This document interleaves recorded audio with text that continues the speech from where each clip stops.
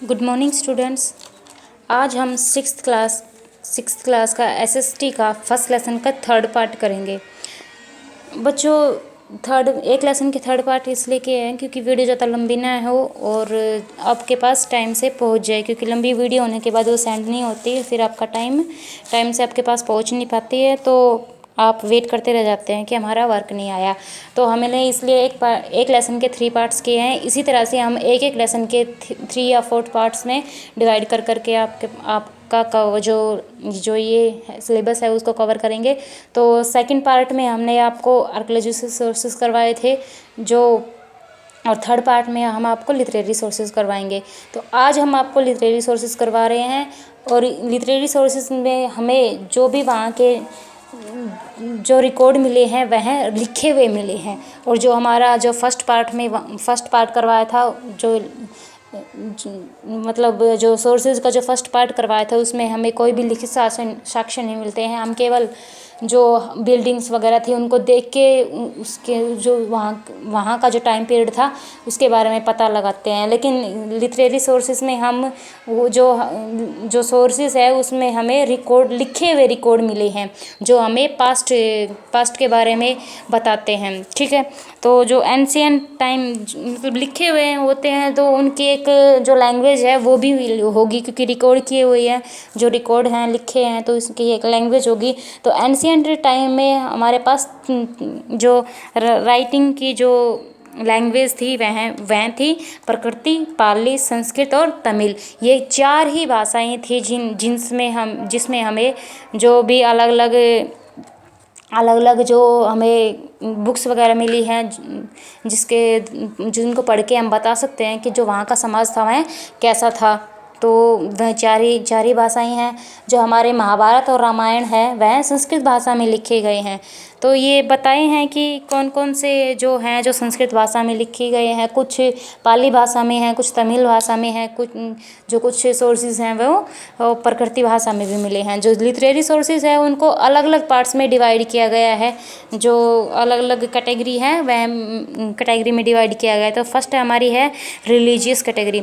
जो religious sources है उसमें जो हमारे धार्मिक है, मतलब जो भी सोर्सेज मिले हैं वह धर्म अलग अलग संप्रदाय से संबंधित है। इसमें हमारे हैं 4 वेद हैं। हमारे जो 4 वेद हैं वो उपनिषद है, जो भी रामायण है, महाभारत है, उपनिषद है, और जो में पुराण है वो है, जातक कथाएँ हैं वो है। तो इनको देख के पढ़ के हम बता सकते हैं कि उस टाइम के जो लोग थे, जो उनका रहन सहन था, खान पान था, वह कैसा था, किस प्रकार से वो लोग रहते थे, किस प्रकार से वह मतलब वहाँ के जो लोग थे वो राज्य करते थे। तो ये अलग अलग हमारे पास सोर्सेज हैं, अलग अलग बुक्स हैं जिनको पढ़ के हम बता सकते हैं कि उस टाइम के लोग कैसे थे, किस प्रकार से राज्य करते थे।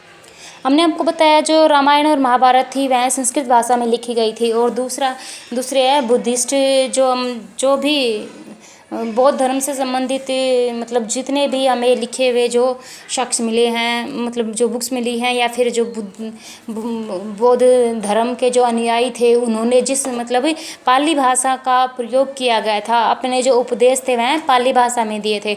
और जो जैनिज़ थे उन्होंने पाली भाषा मतलब जो उनकी लिखने की लैंग्वेज थी वह प्रकृति थी, उन्होंने अपने जो उपदेश दिए वो प्रकृति भाषा में दिए थे। बुद्धि ने मतलब जो बुद्धिस्ट थे उन्होंने पाली भाषा का यूज किया था, लेकिन जैनिज्म ने प्रकृति भाषा का लैंग्वेज का ही यूज किया था।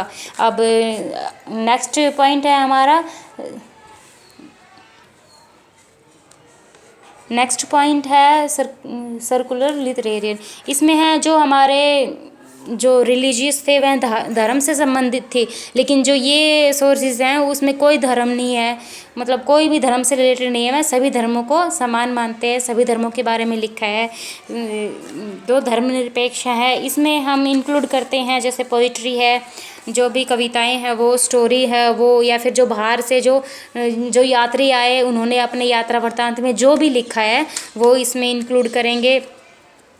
इसमें है जो अलग अलग जो राइटर्स हैं उन्होंने अपनी बुक्स लिखी हैं, जैसे कौटिल्य ने लिखा अर्थशास्त्र, उसमें हमें अर्थशास्त्र में हमें एंशियंट जो पीरियड था उसके बारे में बहुत ही अच्छा सोर्स बताया है। जो कौटिल्य का जो अर्थशास्त्र नामक पुस्तक है वह बहुत ही ज़्यादा फेमस है। उसके हमें इस जो अर्थशास्त्र है उसको पढ़ के हम उस टाइम के बारे में बहुत कुछ जानकारियाँ प्राप्त।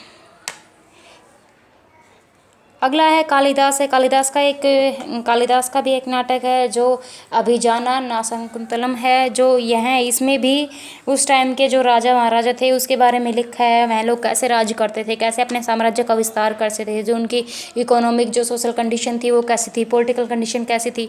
ये सारे सोर्सेज हमें उस टाइम के जो राजा हुए हैं उनके बारे में बताती है। कि विष्णु शर्मा है, इन्होंने पंचतंत्रा लिखी है। तो ये अलग अलग राइटर्स हैं, उनकी कुछ नाटक वगैरह नाटक है, कुछ बुक्स हैं जिनको पढ़ के हम उस जो वो टाइम था उस टाइम के बारे में हमें जानकारियाँ मिलती है।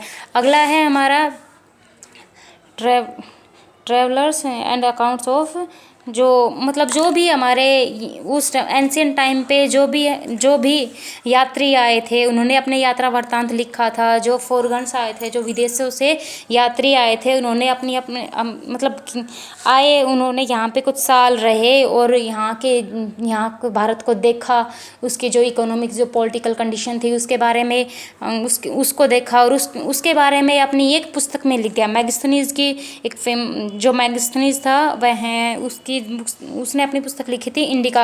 उस इंडिका में भारत था उसके बारे में बहुत अधिक जानकारियाँ मिलती।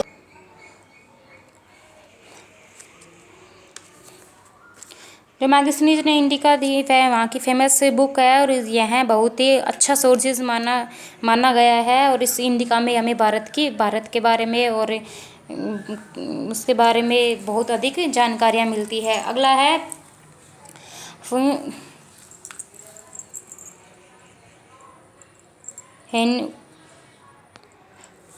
यूँ तो सांकी है, सायाकी नामक इसने अपनी पुस्तक लिखी है। उसके बारे में भी ये हमारा एक अच्छा सोर्सेज है, जो हमारा लिटरेरी सोर्सेज है जिसको पढ़ के हमें बता सकते हैं कि उस टाइम के जो हमारा इंडिया था उसकी कंडीशन कैसी थी। और यह मेमोरीज जो भी हमें जीवनियाँ उस टाइम एंशिएंट टाइम में जीवनियाँ भी लिखी गई थी। जैसे चंद्रबरदाई ने पृथ्वीराज रासो की जो जीवनी थी उसके बारे में लिखा है। बिल्हन ने जो विक्रमादित्य के दरबार में रहता था और उसने अपनी एक जो पुस्तक थी वह लिखी। और वह जो बिल्हन था उसने विक्रमाचंद्र द्वितीय नामक एक पुस्तक लिखी। उसके बारे में जो विक्रमाचंद्र द्वितीय थे उसके जो शासनकाल में जो भी कुछ हुआ, जो भी उसने देखा, उसने अपनी इस पुस्तक में लिखी। वह राजा कैसा था, किस प्रकार से शासन करता था।